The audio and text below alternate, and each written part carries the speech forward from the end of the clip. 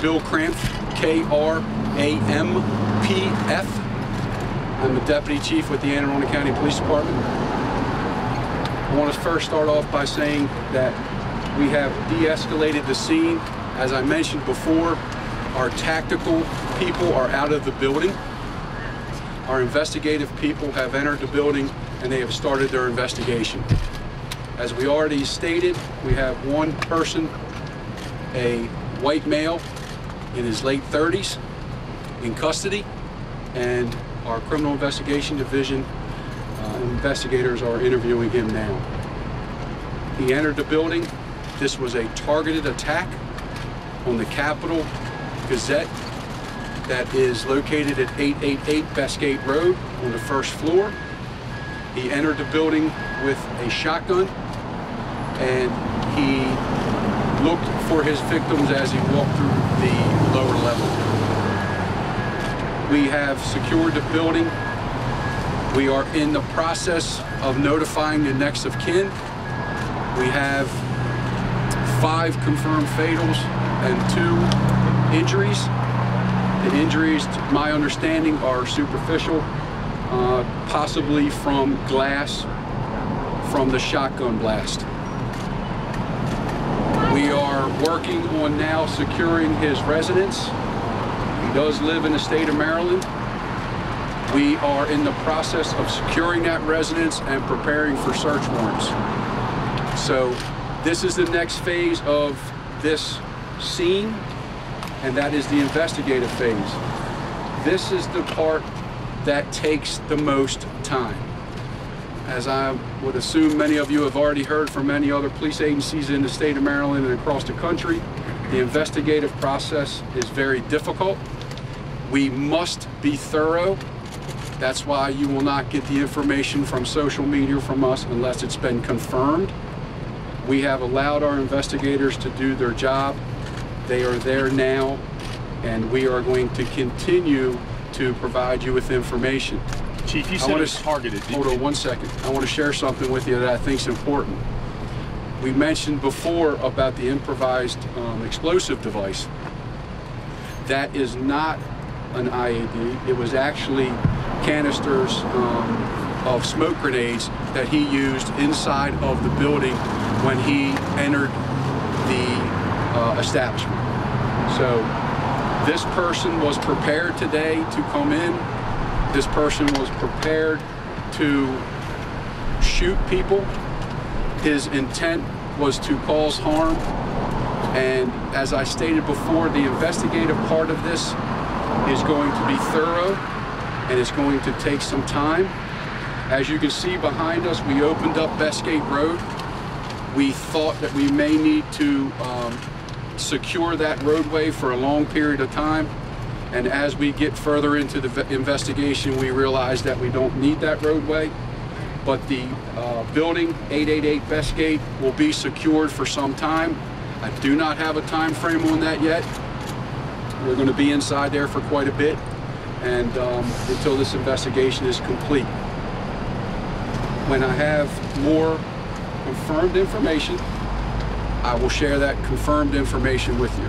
You said he targeted specifically this newspaper. Exactly what was his beef with this newspaper? That's what we're investigating now. But there are already reports that he had a history with the newspaper a couple of years ago. That's what I'm hearing. Chief, does he live in Annapolis? But before we confirm that, I need our investigators to go and look into that and make sure that's correct. Chief, does he live in Annapolis? Difficulty initially identifying the man, that you went through a process of traffic facial recognition to get an identification. Is that why you're able now to go to the home to do a search potentially? No, I can't share that with you. It's the first time I've heard facial recognition. So Chief, you're saying is he being cooperative? Is he answering questions? I can't answer that. Chief. He is at our criminal investigation division. Our detectives are down there with him. I have not interrupted them to ask him if he's being When do you think we're going to get any more information on the suspect? You will have the information as soon as we confirm. Is this somebody that's known to you, Chief? Is it, you have a history with him? Can you confirm if this suspect did have a connection to the Capital Gazette? Can you tell us that? The only connection I can tell you about right now is possibly through social media. I does he have any no history other with your confirmation. department? Any of your department had any issues with this guy in the past, or other departments? We are still looking into that. I cannot confirm whether or not our department has come in contact with him. We will have that at a later time as well. Have you received any comment from any family members? Chief, is he a resident of Maryland? Can you at least tell us, is he a resident of Maryland or he came from outside? No, he's a resident of Maryland. Chief, did he know who he was looking for? You said he was walking through looking for victims. That's going to be part of the investigation. I can't confirm for you whether or not he actually knew employees there or if he just targeted the business in general. When will you be able to confirm his identity? Can you tell us where in Maryland he's a resident? No. When are you going to be able to confirm his identity, Chief? Because a lot of us already have the names. Chief, can you provide any soon. information on the type of shotgun? Was it a sporting shotgun? Was it a tactical shotgun? And can you provide any information about these smoke grenades, if they were commercially available or military? I don't have that information. Were there Chief, so were all the people shot in the newspaper office then? I can't confirm that. They were shot on the first floor. Deputy Chief, there's a talk about the gunman trying to hide his identity in certain ways, maybe with his fingerprints turned off the things. Can you confirm any of that? I cannot. It's the first I heard facial recognition and the first that I've heard anything about fingerprints. We have no verification on either. Sir, can you confirm he has a criminal record? I can't confirm that. Did the Gazette have any threats against him, or any threats either on social media or directly sent to that building? Do you know? We know that there were threats sent to the Gazette through social media. You have a By this person? By this person? Those threats were sent by this person? No, the threats were sent over social media. We're trying to confirm what account that was, and we're trying to confirm who actually sent them. How old were the threats sent? How long ago were windows on the fourth floor? I'm sorry. How long ago were those? How long ago were those threats? To my knowledge, those threats were as early as today. I can't answer that. The broken windows on the fourth floor, as I mentioned to you guys once before, we have a two-phase approach, right? One's tactical, one's investigative. Those broken windows on the fourth floor, probably, and I will confirm this, but I'm almost positive they came from our tactical guys. Deputy Chief, are all the 5 fatalities employees of the Gazette? Are all 5 fatalities employees of the Capital I can't Gazette? confirm that. Have you had a chance to see Mr. Bell's videos yet? We have not. In fact, that's a great question. In fact, we're pulling all those as we speak. We have property managers here. We have everybody that's associated with that building. Here's the interesting part. Governor Hogan and Mr. Shue, our county executive, has mentioned this numerous times. And if you see this gentleman behind me from the Red Cross, we have had so much support from around this state, not only law enforcement, but both private and public sector. And this gentleman's one of them from the Red Cross that have come and just asked what they can do. And that's important for us. We have to take care of a lot of people in a scene like this, not only police officers, but our victims' families, and then we have to get everybody back to normal, right? That's our job. So that's why we have these people here. Chief, can you tell us anything about how he was apprehended, and did he say anything to those responders that took him into custody? I can't. That's part of the investigation, and when I'm able to get that information to you, Did the paper have any security in place, given the fact they got threats? Chief, how about his age? Any late 30s.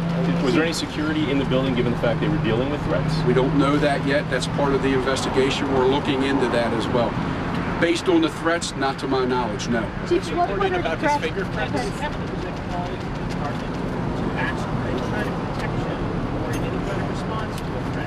If they have, I am not aware of that personally, but we will look into that because of those threats, and we'll get back to you on that information. Chief, were you able to take his fingerprints?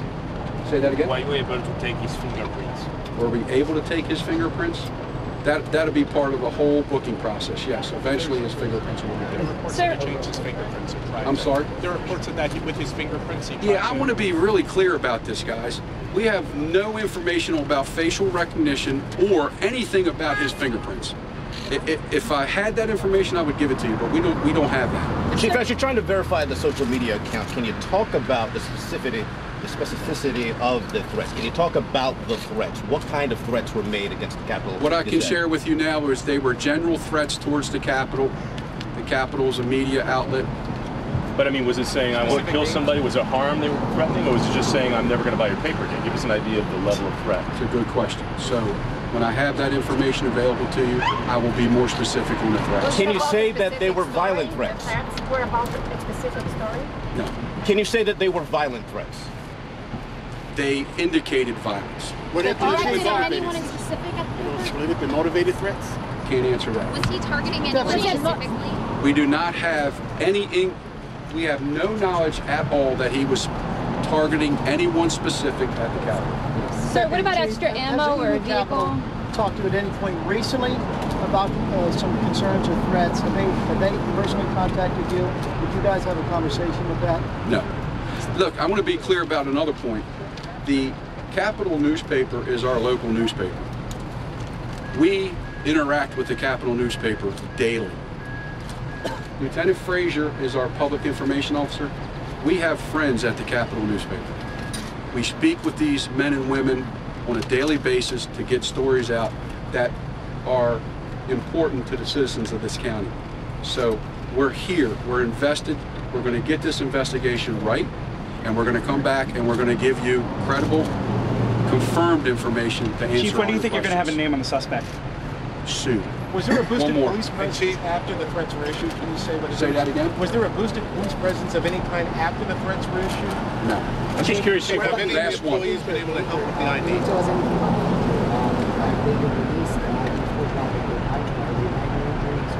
I can't answer that. We have 2 individuals at Anne Arundel, and then we have 1 at Shop.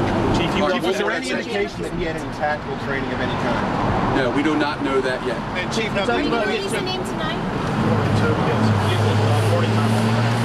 Yes, just to update you guys with the next briefing. So we don't anticipate having any further information until tomorrow morning with releasing the suspect's name. As you know, there's a lot of investigation that's going on right now, so we don't want to jeopardize any of that. Again, we just from the Anne Arundel County Police Department, like the chief said, we interact with these reporters every day, like we do a lot of you guys that are local reporters. So I think sometimes in these major events that gets lost. So our thoughts and prayers go out to these victims, to the victim's family, and to friends. So these are people that we knew, personally in the police department. So again, I just want to reiterate that there are no unofficial police spokesmen for the Anne Arundel County Police Department. All of the information that you guys will get will come from me. Most of you here know me, know that it's going to come out as soon as we get it. As soon as I have information, it will come out to everyone, either social media or through one of these briefings. So we don't anticipate having any more information until tomorrow morning. So I will put out tonight on social media, when we can make a decision with investigators, when a good time to have the next briefing to give the information out that you guys want and that you guys need. And we'll make that decision, and I'll put that information out as soon as possible. Have you spoken to the editor-in-chief of the Capitol? We're speaking with numerous people inside that building. We had 117 people that we evacuated out of that building.